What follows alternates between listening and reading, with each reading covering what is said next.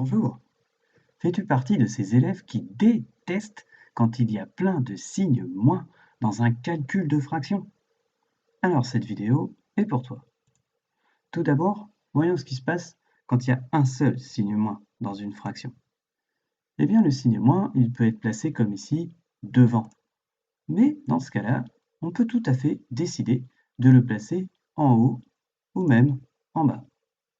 Ces trois fractions sont égales. La position du signe moins ne change pas la valeur de la fraction. Alors maintenant, que se passe-t-il quand il y a deux signes moins comme ici, dans une fraction?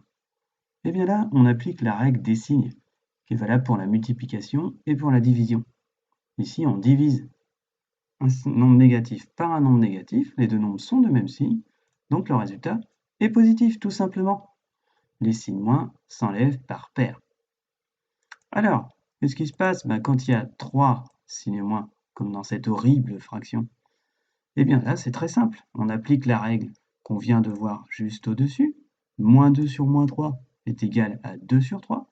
Et donc finalement, cette fraction-là va être égale à moins 2 sur 3. Sur les 3 signes moins, je n'en garde qu'un. Alors, s'il y a un seul signe moins, on peut le placer devant, en haut ou en bas. S'il y a deux signes moins, ils s'en vont. Et s'il y en a trois, eh bien on garde celui de 3 qui nous arrange. Là, j'ai gardé celui d'en haut. Voyons ça dans un premier exemple.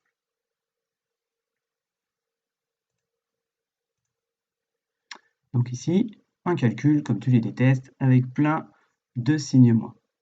Observons-le. Ici, deux signes moins. Là, 3. On va donc appliquer les deux règles qu'on vient de voir précédemment. Tout d'abord, pour moins 7 sur 8, hop, ça devient 7 sur 8. On enlève les deux signes moins. Pour moins 3 sur moins 4, eh bien là, il va en rester un seul, puisqu'il y en a 3. Il y en a deux qui s'en vont par paire. Alors, tu dois savoir effectuer ce type de soustraction. On va multiplier en haut et en bas la deuxième fraction pour obtenir deux fractions au même dénominateur. Voilà, 3 quarts est égal à 6 huitièmes.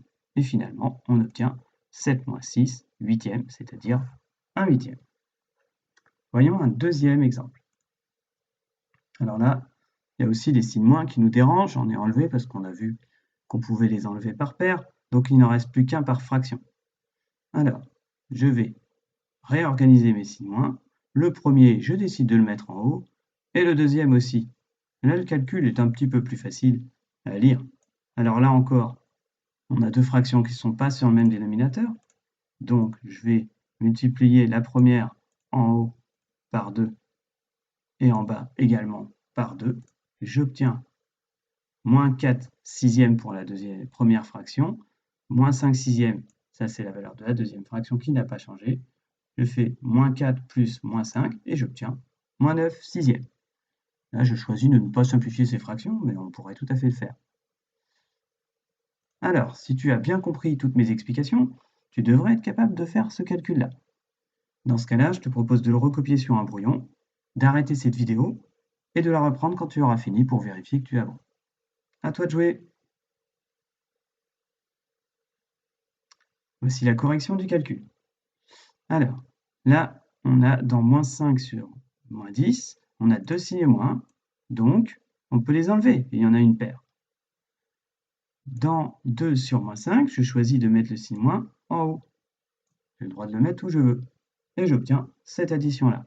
Alors là, encore une fois, j'ai deux fractions qui ne sont pas au même dénominateur. Je vais donc multiplier la deuxième en haut par 2 et en bas aussi, ce qui me donne 5 dixièmes plus moins 4 dixièmes, et ce qui va me donner 5 plus moins 4, 1 dixième.